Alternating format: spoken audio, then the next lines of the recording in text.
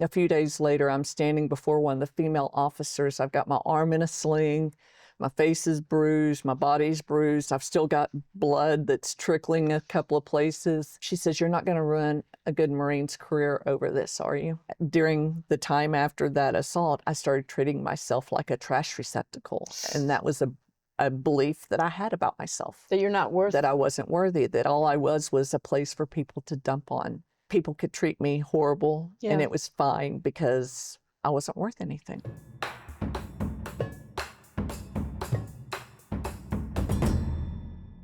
Hey everyone, welcome to the next episode of the Mental Health Matters for Christians podcast. I'm your host, Christine Sneringer, and I'll be bringing you interviews with people who've walked through hardship, loss, and trauma, where they get to tell their transformation stories. And my goal is to inspire you, fill you with hope, and offer practical insights that will help you experience more of the freedom that Jesus promises his followers. I'm excited for you to meet my guest, Angie Monroe. She's an author, a speaker, a podcaster, and she also has a unique ministry, helping women in the military who have been assaulted and victimized during their time as a soldier. And that's her journey, which she's going to unpack it for us now. Let's get into it.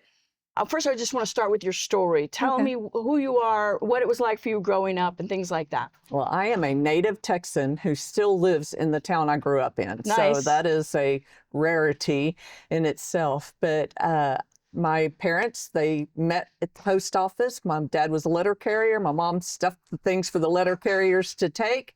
And they played post office, you know, and that's before it was a thing. Yeah, that was how I came about. And then my dad moved on to work for the police department. My mom became a stay-at-home mom. I was raised in church. Every time the doors were open, we were there. And I really thought early on in my life, I was going to go to New York, be on a stage. I was really dramatic. Like, we had a galley kitchen, you know, one of those long, narrow kitchens, and had swinging doors at the end. I mean, my brother and sister would make fun of me all the time because I'd walk through there and I'd wave to my adoring fans. And it was just the sewing machine and the washing shelves machine. And the washing machine and pantry. Yes. So in your mind, though, there were people there. There was a dream that was planted there. Oh I knew gosh. I was supposed to have a stage of some sort, right? That I had gotten to high school, and if you can't tell, being a native Texan, you come with an accent, right? Yeah, I love a good Southern drawl, so I'm okay with that. It's not as bad as it used to be, but it was pretty rough when I was in high school, and I had a drama instructor that was very tall, very lean, very ballerina type pose, stature. I mean, he kind of strict. Good posture, yeah. Yes. And I come running into the drama room one day and I'm like, Mr. B, because his name was Mr. Blankenship. And he turned on me. I would like to say like a rabid dog, but I know what he tried to say to me in that moment was meant for me to grow. But after I'd felt stings of rejection off and on in my early life, he turned to me and said, "Young lady, as long as you sound like a hick, you will never amount to anything."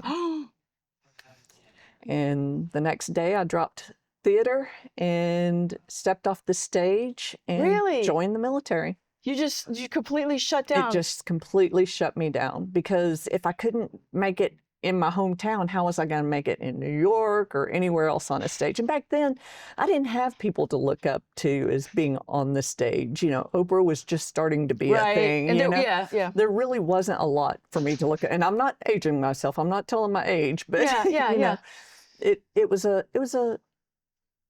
it was a struggle to really kind of put that dream on a shelf. He just sucked the life right out of you with that comment, huh? Sucked it right out. It was like a gut punch. I mean, it really was. It just stopped me dead in my tracks. He was kind of a hero mentor to me. Oh, you had him on like a pedestal. And I had him on a pedestal, and boy, he came crumbling off that pedestal big time. Wow, I'm sorry. That's hard. Yes. And even at a youth rally one time, we were at a Josh McDowell youth event. Okay. and Al Denson was playing keyboards. And so now I'm really aging I was going to say, you said you're not giving away your age, but I'm pretty sure you're just about to. Yeah, well, Al Denson's playing keyboards, and people were coming through giving words of encouragement to you as you're standing there worshiping. And I had Okay. no less than 3 people come up to me and tell me that I would have a voice that would reach the nations. Come on.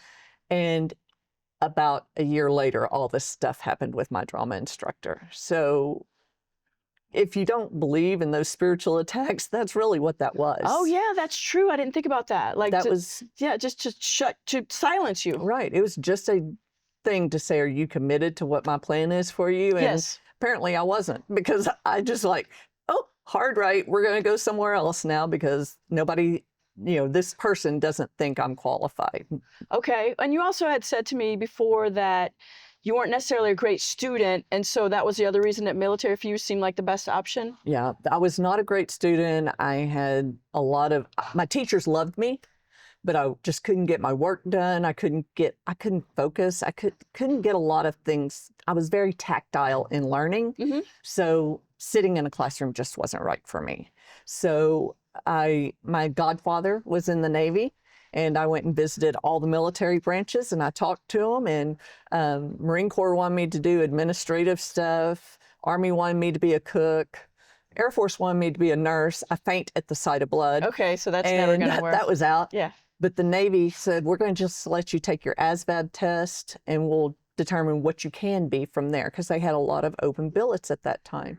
I go over to the MEPS, and they bring out a box, and there's a folder in the box that they take out, and it's male-only billets.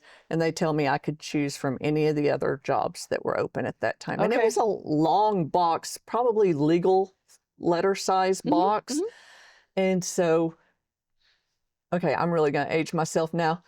The best recruiting tool the Navy ever had, the movie Top Gun, Oh, had yeah, recently for sure. come out. 100%, yes. I remember that. That was, And yeah. I thought I was going to go into computers because I really like the computer side of things. I love technology. I love gadgety things.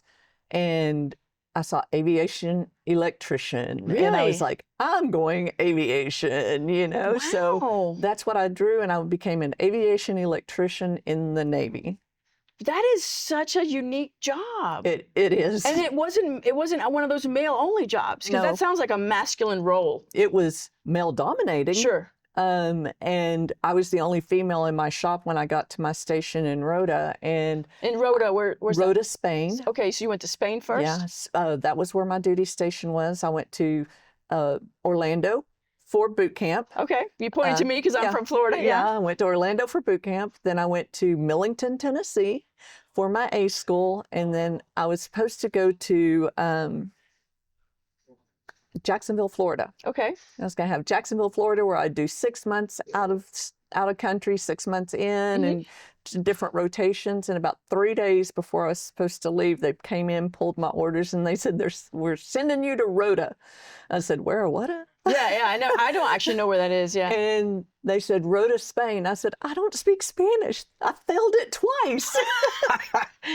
And they said, I guess you'll learn. Well, prove them wrong. I still don't know Spanish. Oh my gosh. But I hauled off and moved to Rota, Spain. It is on the Mediterranean. So Wow. on one side of our base is literally Club Med. That's where all the officers and the rich Okay. people lived. And the other side of town was where I lived with Okay. all the enlisted people. Sure, But sure. it was a beautiful, beautiful place to be at.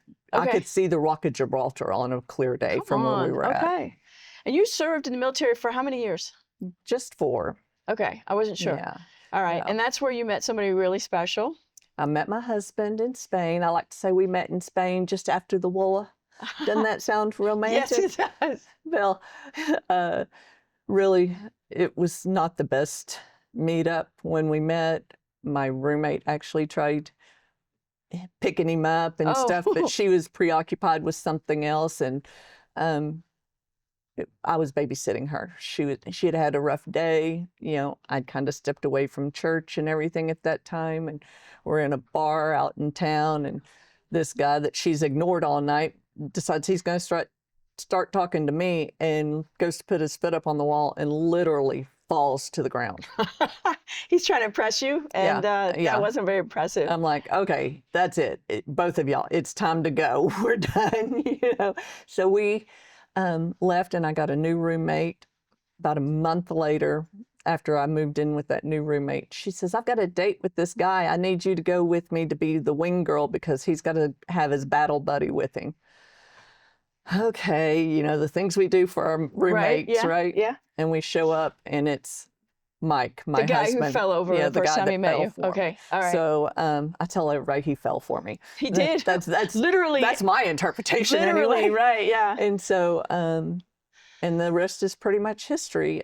We found out a month or two later that I was pregnant. Oh, wow. Okay, And rock on, man. 2 months later, I arrived in West Virginia to meet his mom, and she said, "You gonna marry my son?" I said, "We're talking about it." She says, "Well, I've got the church reserved for Friday at 3 o'clock." Oh, my goodness. And so we got married Friday at 3 o'clock. Was that like a, what do you call that, a Shotgun wedding? Shotgun wedding. Yeah, except it wasn't on him, it was on me. So Okay. it was an interesting time at that time. We knew each other well enough to, you know, have some fun together, but Right. we didn't know each other well enough to talk to each other. And neither one of us really wanted to get married at that time. Oh, but it was, But we were kind of still being told by our parents what to do, you know. oh, and because you were young. How I old was are you? 20. I had just turned 21. Okay.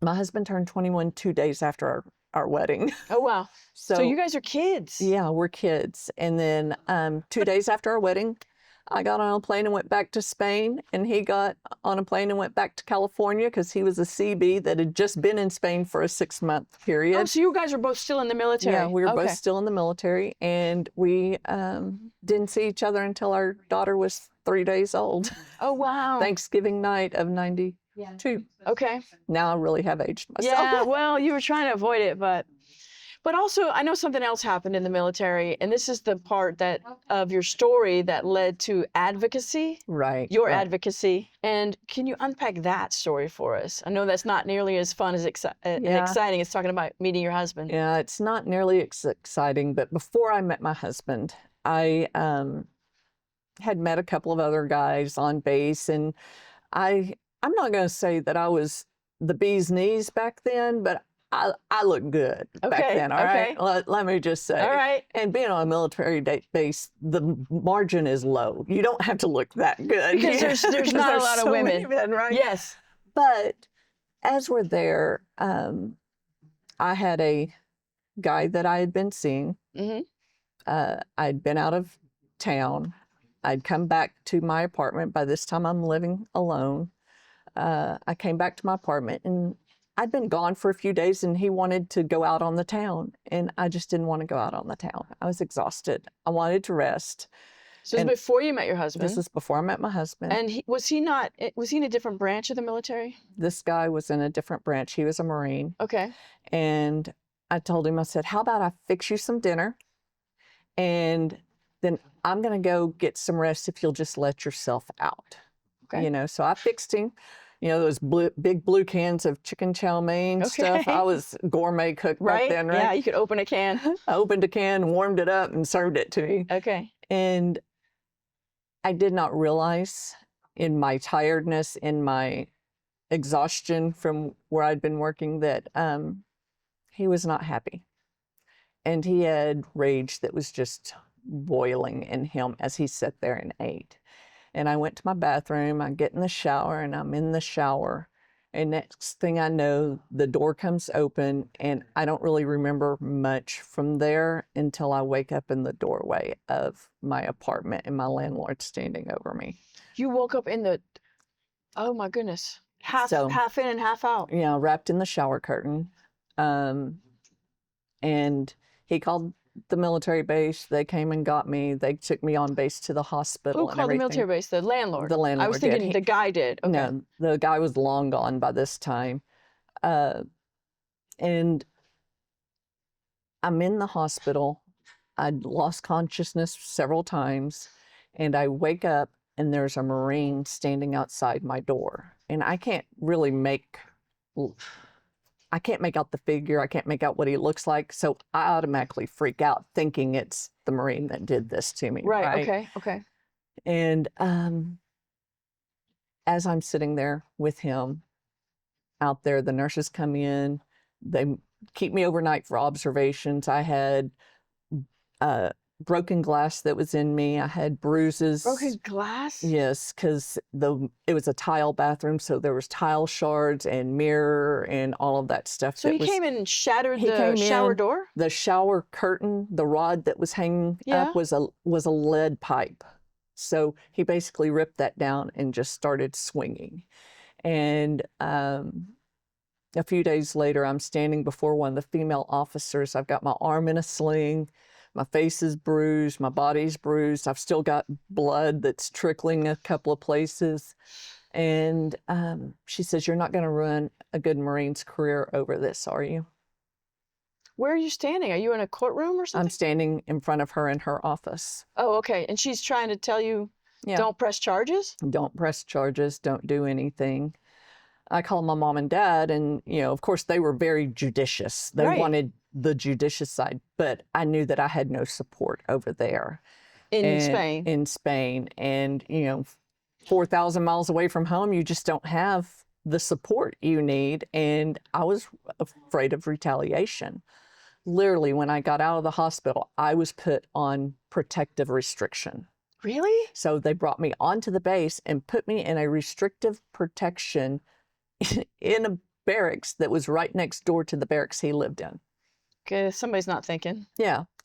And this was all right before the tail hook scandal. Oh, okay. So just a few months before that happened. Okay. So that tells you a little bit of the culture of culture of the military Yeah, at that time, sure. especially the Navy.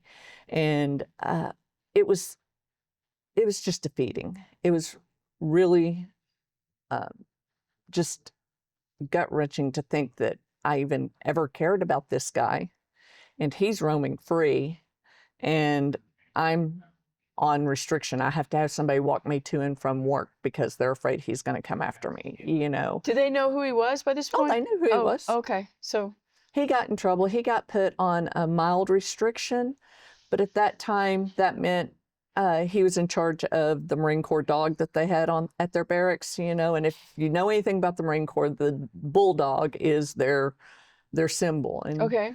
the bulldog always outranks everybody. So wherever that bulldog wanted to go, he could go. So if I was standing outside my barracks, he'd walk over to the barracks and kick the dog to make the dog bite and snap at me. It was crazy, some of the things he would do. It was just crazy. He's just trying to antagonize you. Right. He was just antagonizing and trying to make sure I felt the intimidation so that I would stay quiet.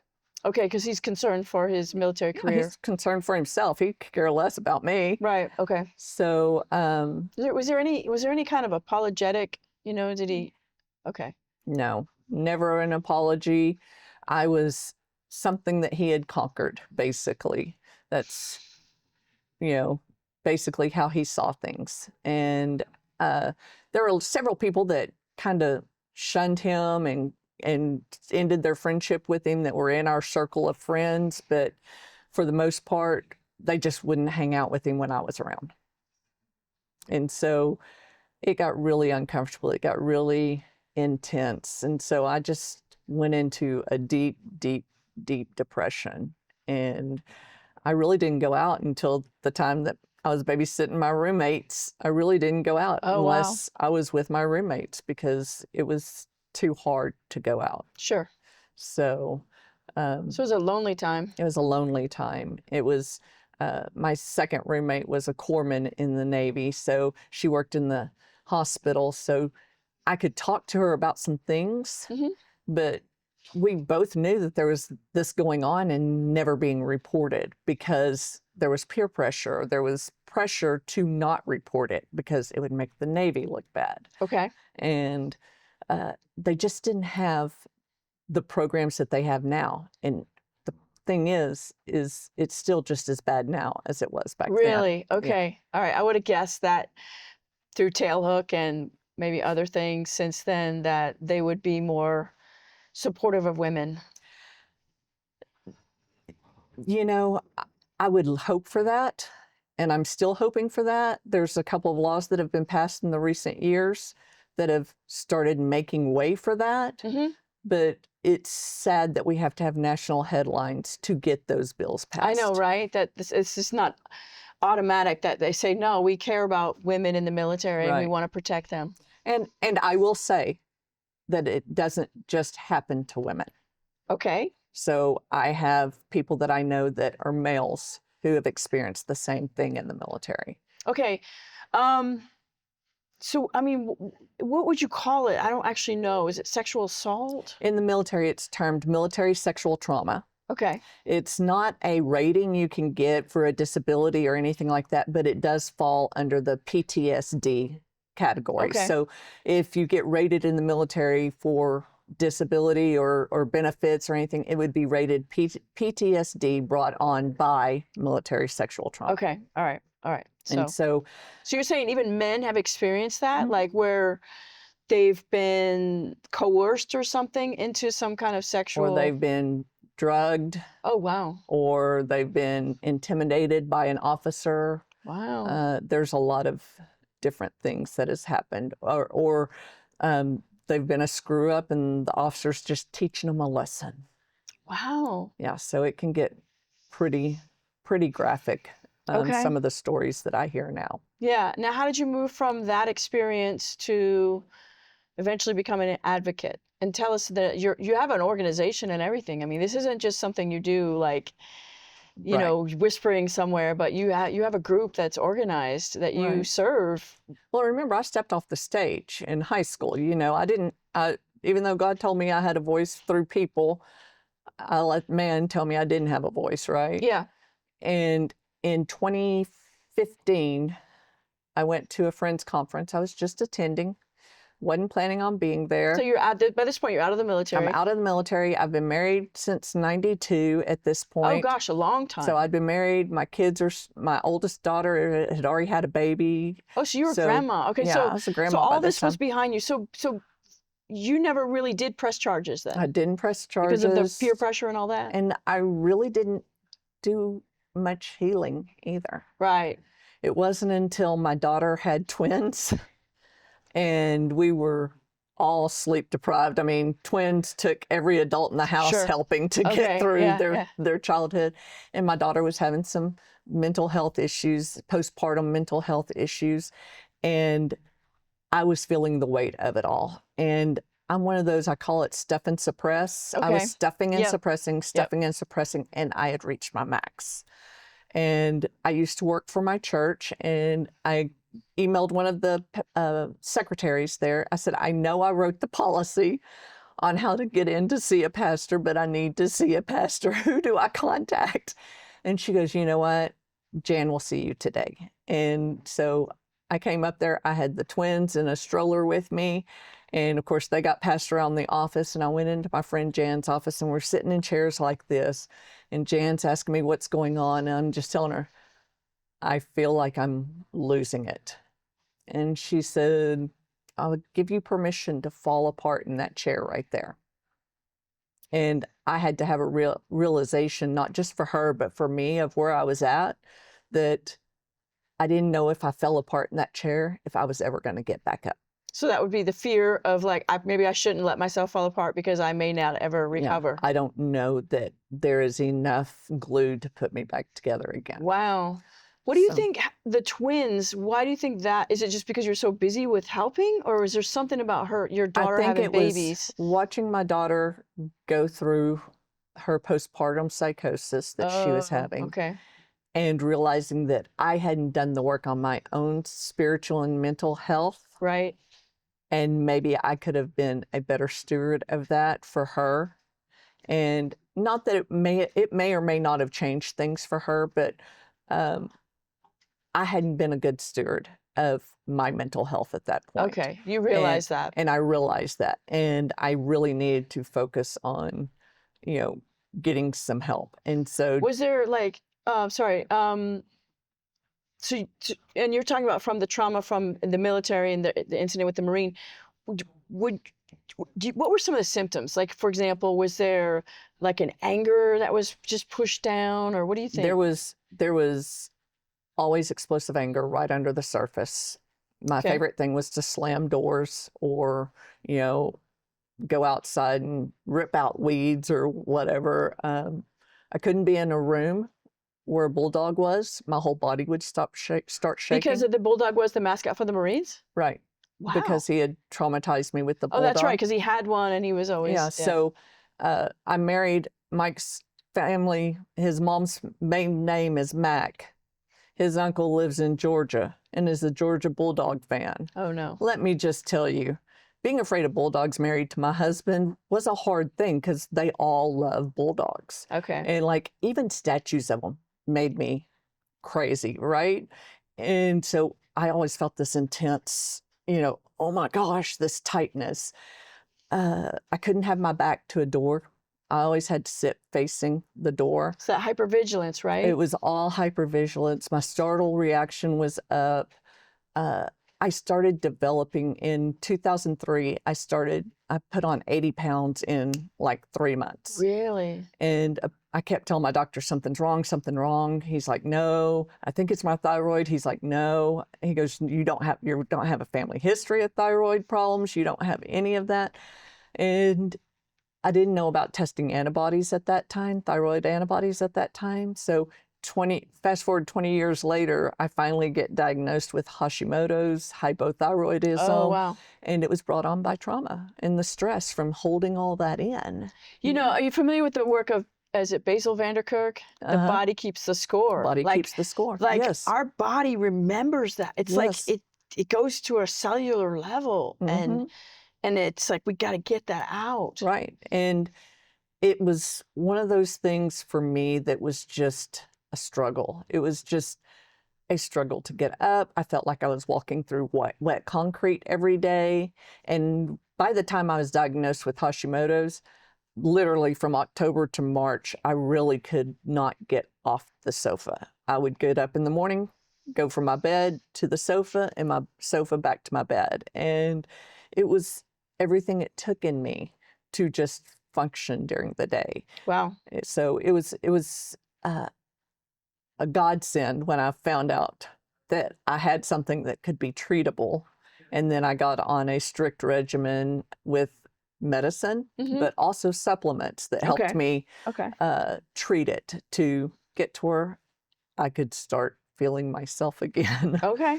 Well, take me back though to the sitting on a chair and she's saying, I give you permission to fall apart in that chair. And you're like, I don't know if you're thinking, if I do, I may never recover. Right. And I had a reputation at this church, right? This is the church you were on staff at. This was the church I was on staff at. I was in the administration office at that church.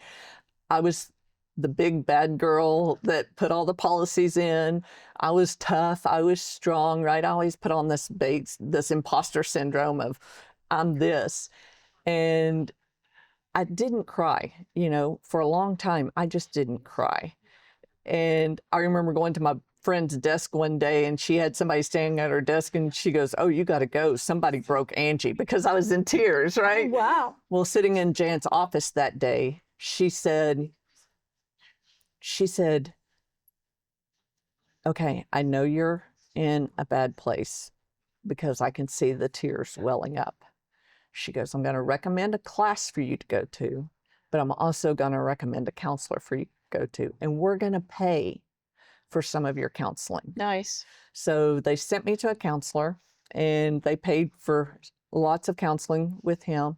And so I would go to him in the afternoon on Tuesdays, but on Tuesday mornings, I went to a group that was led by a beautiful woman, and it was only 6 of us in the group, but it was called Mending the Soul. Wow. Is that a book? It's a book. It's a book and a workbook. Okay. And literally we would go in, like when we first got there, we would hold our books close to our chest, right? Like and they told us it's tough. They said the first few weeks is going to be like going through cancer treatments. Wow. But by the end of it, once you get through week 5 or 6, you'll feel different. First week, I'm like, second week, I'm Third week, I'm like, I didn't bring my book today. And we had to have a rule at our house from Monday night until Wednesday morning. Nobody could talk to me about anything other than the sky is blue because I was just raw from being at the counselor Yeah. and being in this class and doing my homework and really doing the soul searching, gut wrenching work to be better. That book And was, is that for survivors of sexual abuse? it can be for that, any type of trauma, but Okay, lots of so it different. wasn't specific. It wasn't just specific for that, but it was for several different types of trauma, Okay. and we had different women that had different traumas in our group, Right.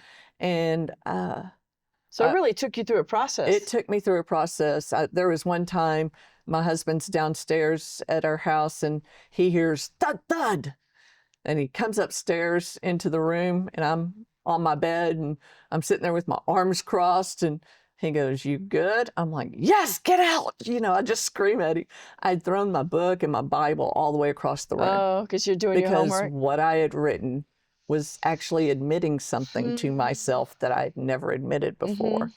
And I was, during the time after that assault, I started treating myself like a trash receptacle. And that was a belief that I had about myself, That you're not worth. that I wasn't worthy, that all I was a place for people to dump on, and that people could treat me horrible Yeah. and it was fine because I wasn't worth anything. No. So once I realized that truth, then I started going, oh, there's blue skies ahead.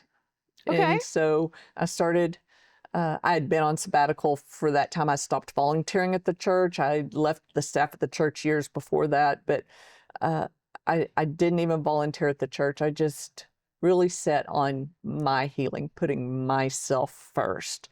And I've spent years in therapy because there's always layers. Yes. There's always layers. And you never know what's going to prick that layer and pull that layer back and you go, oh, that's a tender spot. Yeah. Yeah. So, but yeah, that's the catalyst to me starting my healing. And then in 2020, right as all the COVID stuff was shutting down in Texas, there was a girl named Vanessa Gain Okay. who was murdered at Fort Hood. No. And I sat there and I was trauma scrolling, doom scrolling over, like refreshing my phone over everything that happened to her. This is all coming out in the news, I It was guess? coming out in the news nationwide, all this stuff. She was and murdered by other Another soldiers? soldier on one of her, in her command. It was rough. And her going through that opened my eyes that I've been through a lot of this healing. It triggered me, of course. It was Yeah. one of those layers that was pulled back that was raw. Yeah. But it also made me just want to apologize to her for not being strong enough before to have a voice. Okay, that you didn't speak up when this I didn't happened to you? speak up when it Okay. happened to me. Yeah. So here we are 30 years later. Were you thinking like, if I had spoken up, like somehow you could have helped change the system Right. if you had not just let the If- peer pressure get to you? If we had the voice back then, Mm-hmm. what could we change for the women coming after us? Right. And it wasn't just me. This was being echoed by thousands of women online in the military that were military veterans. We've got women that say it happened to them during the 70s.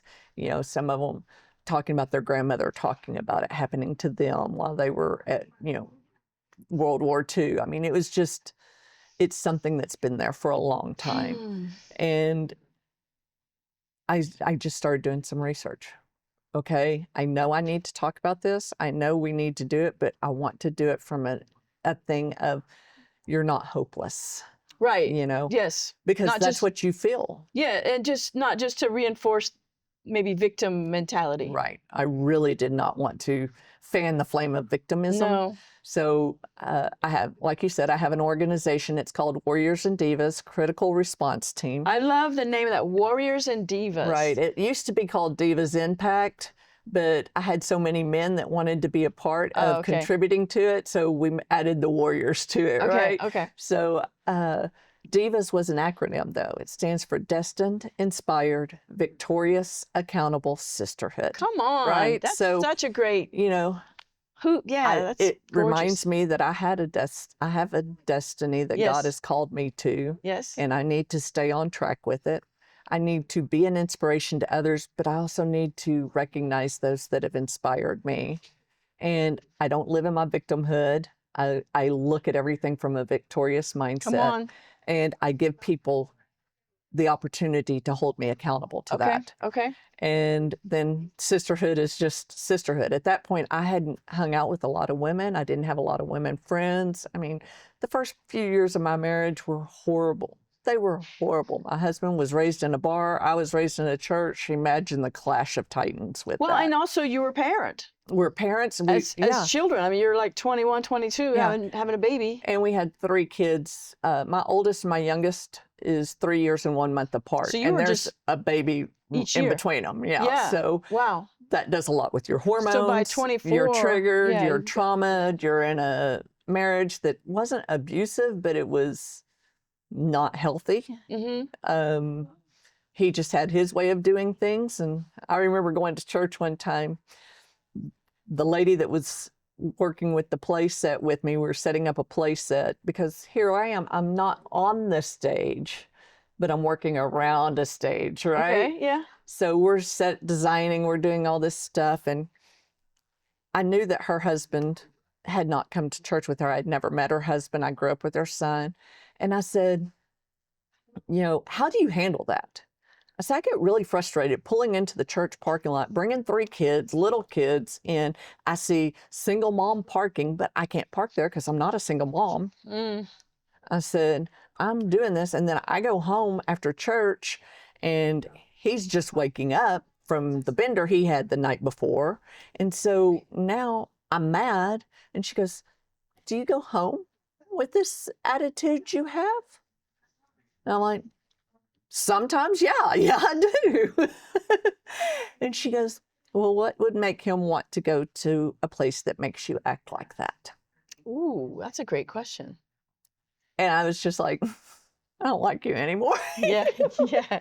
But that was probably the best thing anybody could have said to me about how I could woo my husband Mm-hmm. to church, to Yeah. the Lord, and it really just made me start changing the temperature in the home of how I talked to him, how I acted with him, not putting him on a pedestal by any means, and still holding him accountable for things that he promised, but also fighting kind of died down. The battle started dying down. He started wanting to go to church with us, It was a lot. It was a lot for us. So I would say that by the time the twins came around, there was an organization called Embrace Grace. Okay. Have you ever heard of Embrace Grace? No, it sounds like a church, but Well, what is it? it was founded at one of our women's conference. The 2 friends had a vision for this ministry, and they make the church a safe place to land for women with unplanned pregnancies. Oh, wow. So they have chapters all around the world now. They are office right there in the little town I live in. And they have this wonderful program that they do so many amazing things for girls that find themselves with unplanned pregnancies, Yeah. unattached, unplanned pregnancies, right? And when my daughter called to tell me she was pregnant, I was feeling all the dread. I remember calling my parents and telling my parents that I was pregnant. I remember the feeling of the shotgun wedding with my mother-in-law. I was just reliving all of those emotions. Yeah, because this is before you started in your recovery. Right. Okay. And so I told my husband, as he's sitting there, he's like, this does not change how much we love you. It does not change the status of where you are in our family. Oh, he's telling your daughter that. He's telling my daughter. He's just putting words over her. She's away at college. She called us to tell us this. And he goes, we love you. And we're here for you to support you any way you need us. And, I've talked a lot today, so you can tell I like to talk, right? So my daughter noticed that I was quiet. And she says, Mom, what do you have to say? I said, well, when a young girl finds out she's pregnant, one of three words goes through her mind: adoption, abortion, or acceptance. I need to know which word you're parked on. Wow. And she says, oh, I'm keeping this baby. I said, okay, congratulations. From this point forward, we are celebrating this child. This child is a gift from God. There is no shame. There is no guilt. You take all of that off of you because you are bringing in one of God's chosen, right? And I said, my friend Amy just started this group called Embrace Grace. Would you like me to see if she has a chapter? And she goes, yeah.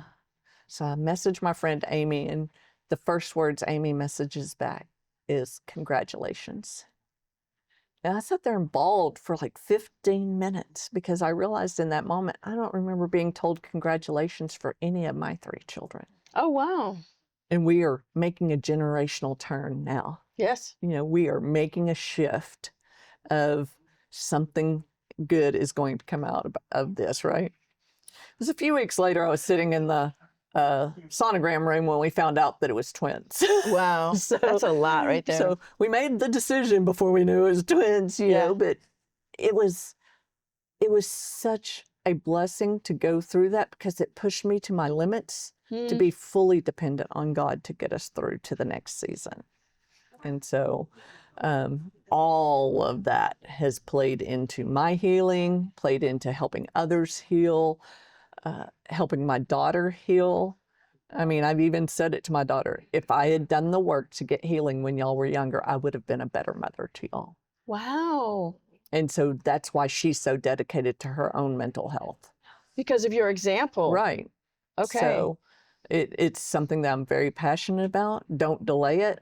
When you've got women that have been carrying it for 30, 40, 70 years, just imagine the load that they've carried over those years. Yeah. So I really want to make sure that we are helping them not have to carry that load. That's beautiful.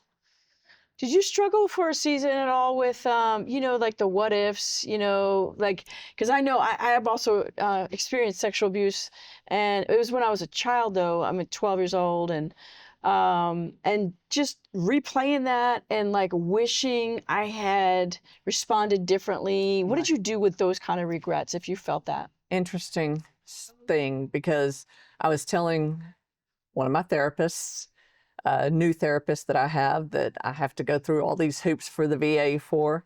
And I said, I just don't get it. I said, when this happened to me, I was at the strongest point of my life.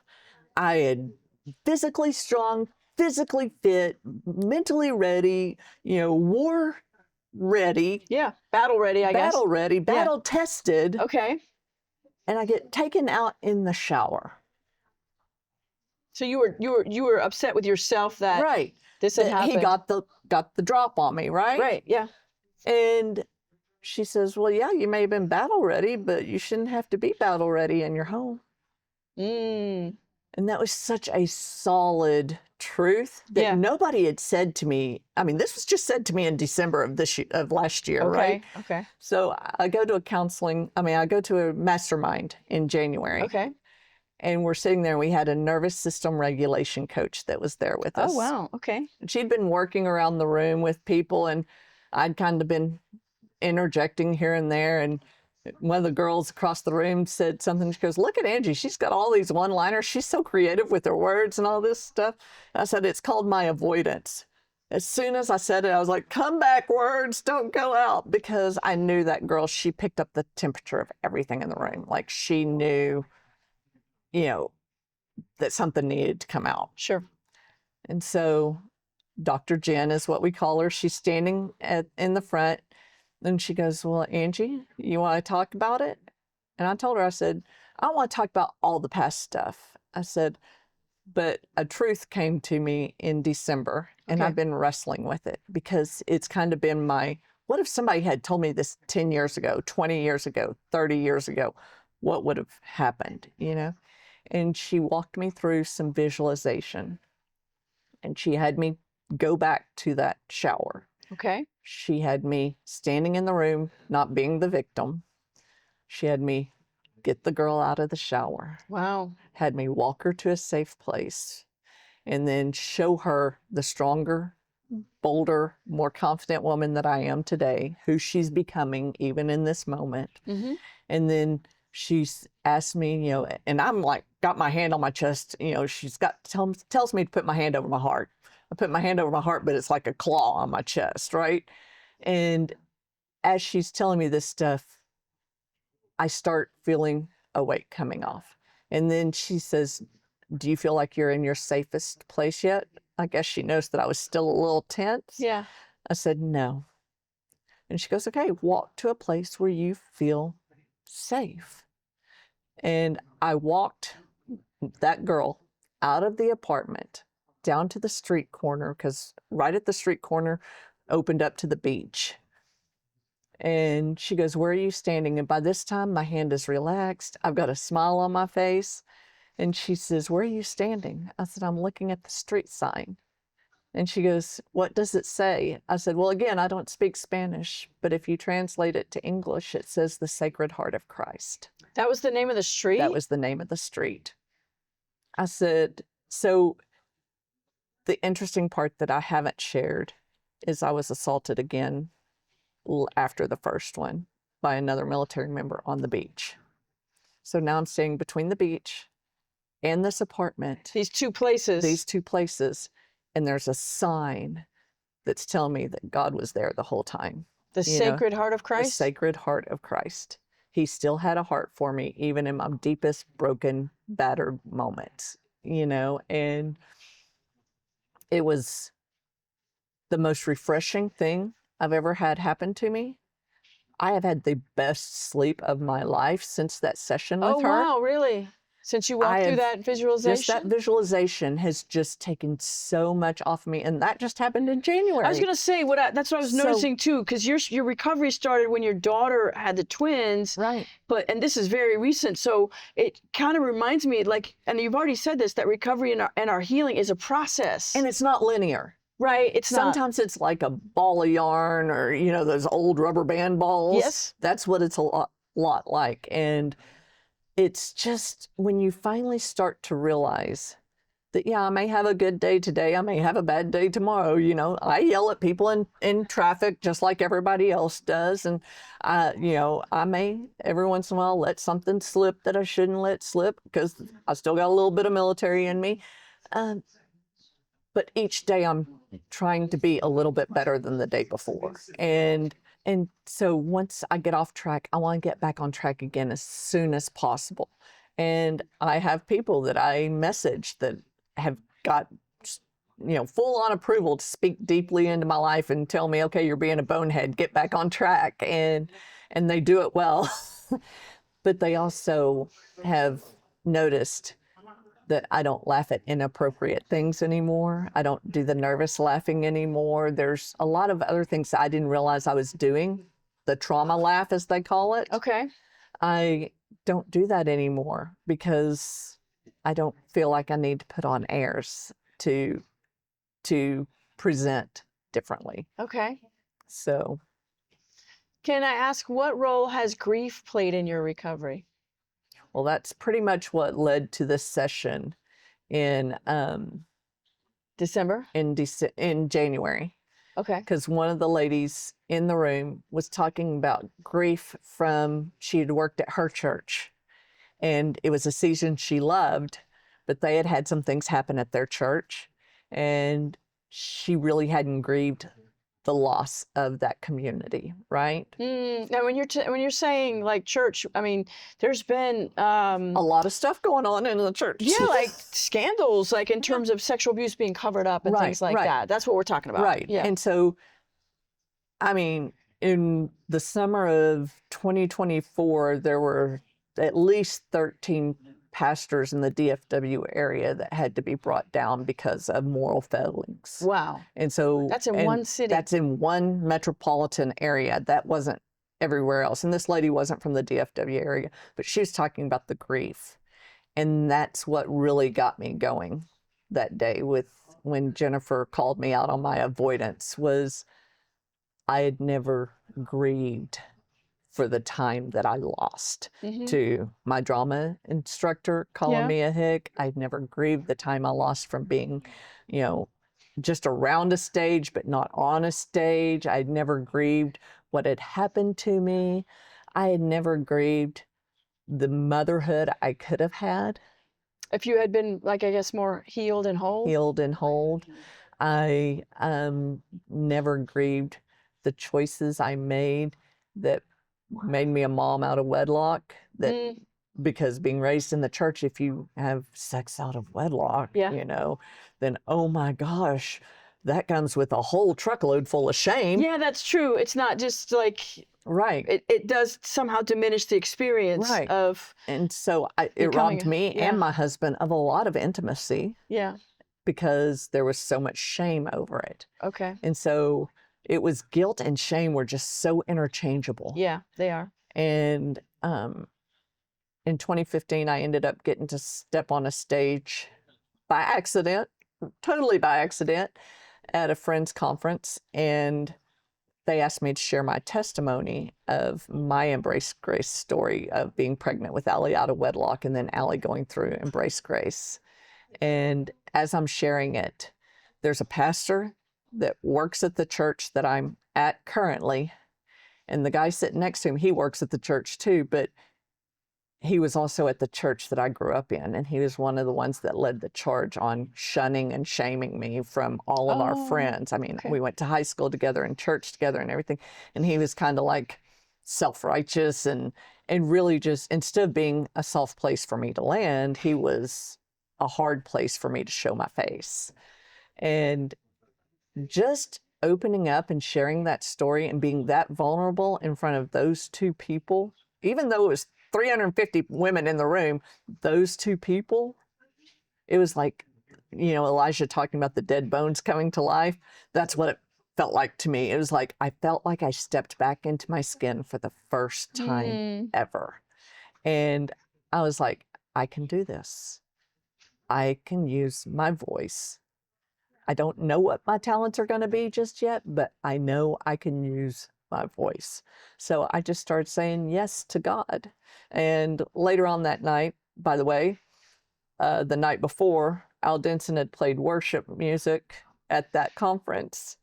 And I didn't know it. I'd been hanging with his wife for a couple of weeks at that point, but I didn't know they were married. I didn't know he was there or any of that stuff. And he walks out into the hotel lobby where this conference is at. And he walks up to me and goes, "So where do you speak?" And I just kind of did that nervous trauma laugh. And my friend Connie was sitting with me. I said, "I don't." And he goes, "No, seriously." He looks at Connie and she goes, "She doesn't." He goes, "Seriously?"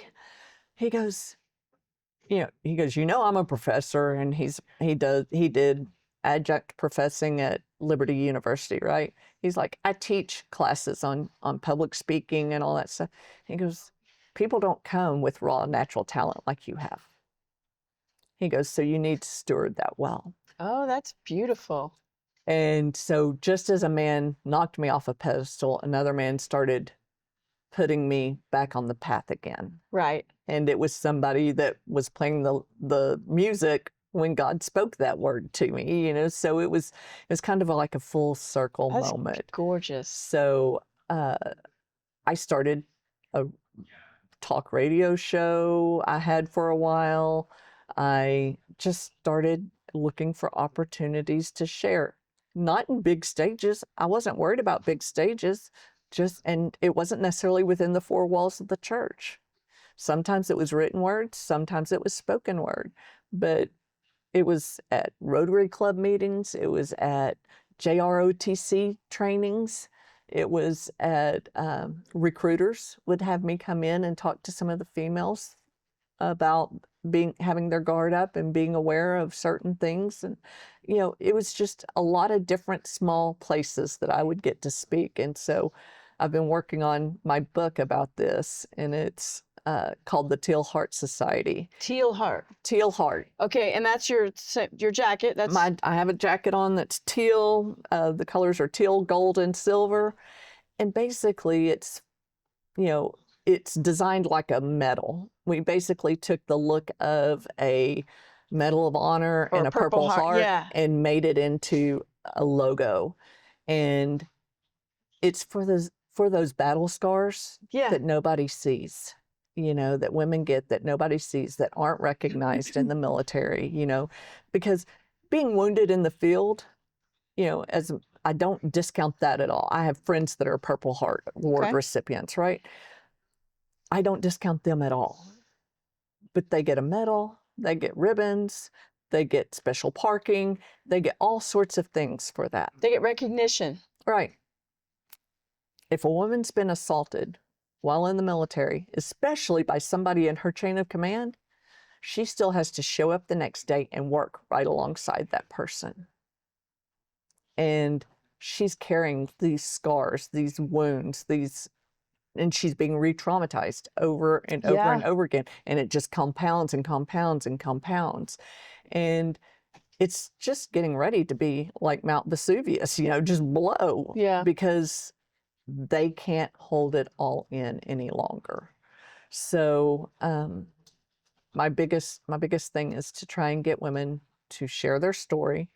I watch the statistics on every year when they come out about the rates in the military to see what's going on. Some branches are better than other branches. In terms of how they treat women? In terms of how many happen in their branch and how they handle the reporting of I was going to of it. say, it's Because, probably, yeah. yeah, the Vanessa Guillen Act helped put in a lot of reporting requirements. Oh, once this lady was murdered? Yeah. Yeah. But it didn't solve everything because you still got people that are going to do what they want to do, right? And they're going to buck the system. And last summer, we lost another girl in Virginia. Her name was Angelique. She was a girl from Texas. And I mean, a girl from Texas named Angelique, that hits a little close to home, right? Yeah. And so that's when I just said, okay, now's the time to write the book. You know, I'd been playing with it, but I was like, now's the time because I can't sit back and wait till everything's perfect. We've talked about perfection problems before, right? Yeah. I can't sit back and wait till everything's perfect. I can never write gonna the be. book Yeah. about, you know, not about the trauma, but about the healing process and different modalities and things like that to get through the healing. The biggest thing for me is just letting those girls know that they have some place they can reach out to. Yes. Especially if they were raised in a church and they have a faith basis. You know, a lot of people that will talk to them, but they won't talk to their faith or their spirituality. They will talk to them about all sorts of voodoo magic stuff, you know, psychedelics and microdosing and all these things. And I'm like, but there's someone that can heal it all, you know? And even though I will never say that I'm totally healed from what happened to me, I think there's a beauty in that too. Because every layer that I peel back is a different form that I get to walk through. And normally right after I walk through that, there's somebody else that's getting ready to walk through it. And so I can shine a light into their darkness and say, here's a hand, let me show you the way out. And so that's what I really am focusing on right now. That is beautiful. So Why the color teal? I'm just curious. teal stands for Sexual Assault Awareness. Really? And yes, so April is Sexual Assault Awareness Month. I did not know that. Yeah, so that's why I went with teal. And it wasn't necessarily my favorite color, but if you've ever had your colors done by like House of Color or anything, it's one of my power colors. Oh, okay. So it works perfect. So red and blue, which are part of the Warriors and Divas, those are my other power colors. So okay. It all worked out well for me. And I already had these brand colors picked, and they were the colors that make me stand out and pop the most, right? Right.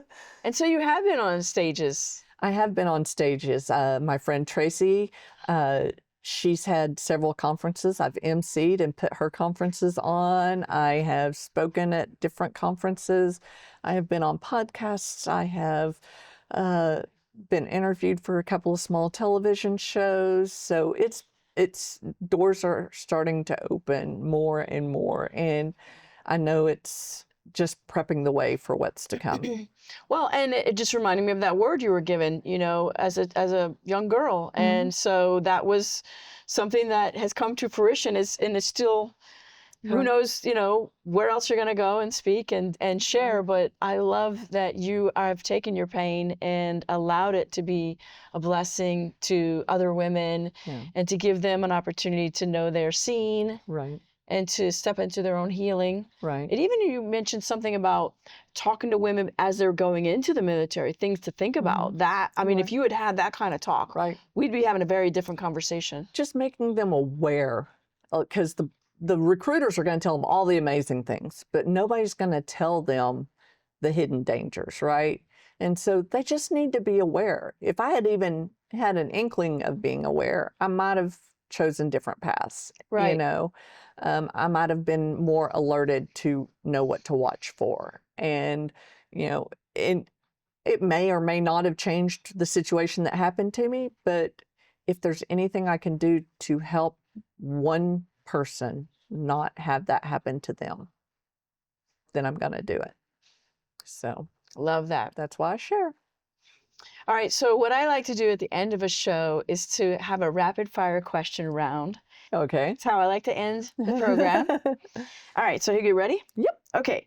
What's a Bible verse you return to again and again? Micah 6:8. I've had it since 3rd grade. And, you know, it says, what does the Lord require of you? But to do justice, love kindness, and walk humbly with your God, right? Yes. And so that is the motto of what we're doing with my Warriors and Divas and Teal Heart Society. You know, I am fighting for justice for these women. Yes. I am loving them with kindness to push out the hurt and the pain. And I'm trying to do it walking humbly with God, knowing that I'm not doing it in my strength. I'm doing it with His blessing. So that's what I return to on a regular basis. That's beautiful. I love that verse. Yeah. All right, here we go. What's one boundary you wish you had learned earlier in life? That no is a complete sentence. You don't have to explain to everybody why you're saying no, because you're giving them opportunities to work around your no. And if I had learned that no was a complete sentence, I would have gotten out of so many things that I've voluntold myself for. I would have not put myself in situations where people could use me and never add value back to me. I could just say no. I could add thank you to it, Yeah. but no and no thank you is a complete sentence. You Yes. don't owe anybody an explanation. And it's a nice boundary for your sanity. That's great. Okay, great. Thank you. Here we go. Favorite comfort food after a long emotional week? Texas girl is a steak and potatoes and salad, fully loaded potato and medium rare, or no, rare, almost Pittsburgh rare steak. Wow. Okay. So, Still breathing almost, and my right? husband knows that. And when I come home from trips, he normally has that prepared for me. That's great. You guys, your relationship has come a long way, hasn't It it? has come a very long way. We actually like each other now. Yes. How many years have you been married? 30, we'll be 34 in May. Wow. Yeah. Good on you. Yeah. And I'm only 29. I know. Yeah. Here we go. What's one identity lie God has been dismantling in you? That I don't have a voice, that I don't make an impact, that I don't move the room.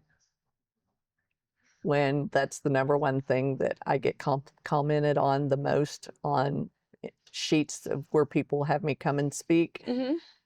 Oh, on the feedback forms? On the feedback forms. Yeah. That's the number one comment. But it's just, I still go back to that drama room. With that guy. Yeah, And the teacher. I feel like my voice is going out into a void.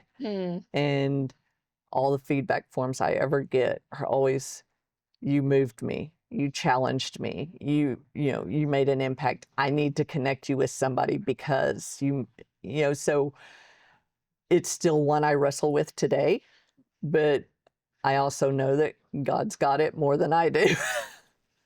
That's great. All right, here we go. Last one. You ready? Okay. What's a lesson you learned the hard way? That my husband is not my enemy, Mm. and that if I want a husband to be the king of our home, I have to act like the queen. And a lot of us are pampered princesses running around saying, I want my king, but we haven't matured yet. Mm. And so if you want somebody elevated and mature for you, you need to be elevated and mature yourself. And so that was something that I didn't learn until about 15 years into our marriage, Wow. but it has been calling out the greatness in my husband and not worrying about if he's doing what I'm telling him to do or not, but worrying about what God's telling me to do. Thank you so much for coming and sharing your story and just the beauty of what God has done in your marriage, with your children, now you're a grandmother, and also all that the ways that God has used you to help women. So I hope that people will who need the kind of help that you guys offer will contact you as a result of this interview. So thank you. Thank you. I really appreciate the time to share my message.